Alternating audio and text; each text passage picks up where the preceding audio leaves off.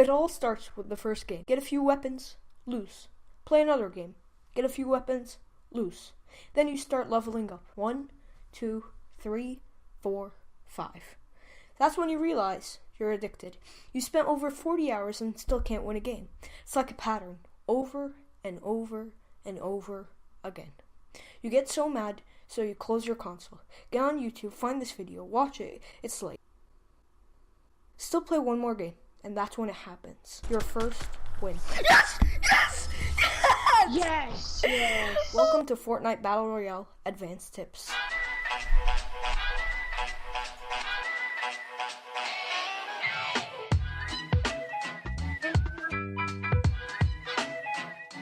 With a brand new update, you can land in 18 different named locations. But sometimes, these may not be the best locations.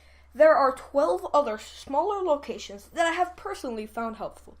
These small locations may get you less loot, but will definitely keep you alive longer. These locations often lead into the bigger ones, which is useful if you need more kills. These locations are not extremely good if you are playing duo or squad due to the lack of resources. If you need pictures of all these maps, the links will be in the description. We all know that loot is based on rating range from common all the way up to legendary. But the problem comes when we don't know if we should switch one medkit for 15 bandages, or shield potion for a mini shield.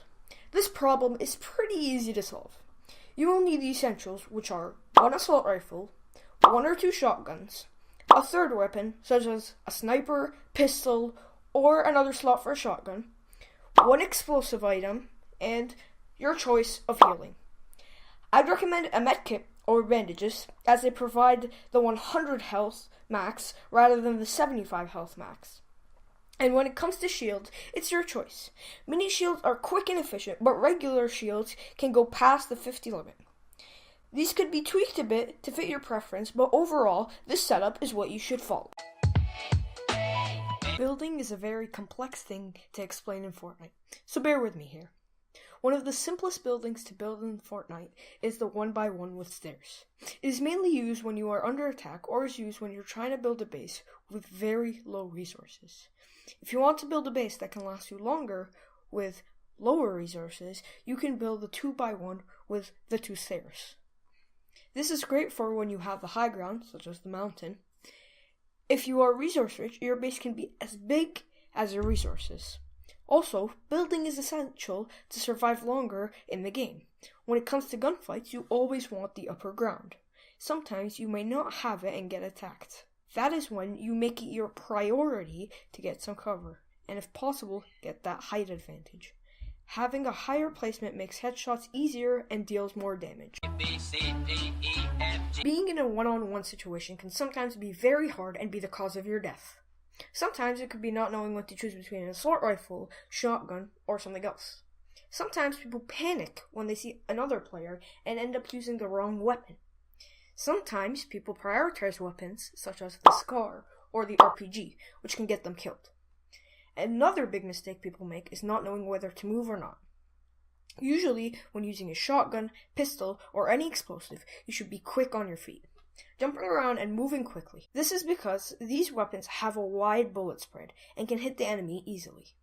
Also, jumping gives you the height advantage, and as I mentioned before, that deals extra damage. For assault rifles, you should mostly be crouched. This can help with making your aim more accurate. Jump only if the enemy is in close range. You should also not move too much, but still move, or you could get sniped. With the sniper and assault rifle scope, you should be mostly stationary. As bullet drop acts on these weapons, it makes it harder to aim, and moving will make it 10 times harder. The thing is though, you should never stop moving, even when using the sniper, because you yourself might get sniped. Building bases also is very important, as I mentioned before, which can get those headshots a lot easier. Game modes are not something we stress about much, but if you're looking for some practice, I would suggest going to solo or squad alone to get used to the overwhelming amount of players trying to attack you at once. This will teach you where to land, what weapons to use, when to use those weapons, how to use those weapons, how to build a base, when to build a base, and where to build a base. That is the end of the video. I hope you enjoyed it and learned something from it. Oh, and by the way, the audio was messed up in like the first 3 clips, but I was too lazy to edit it. And yeah, make sure to subscribe, leave a comment, if you have time. And until next time, goodbye.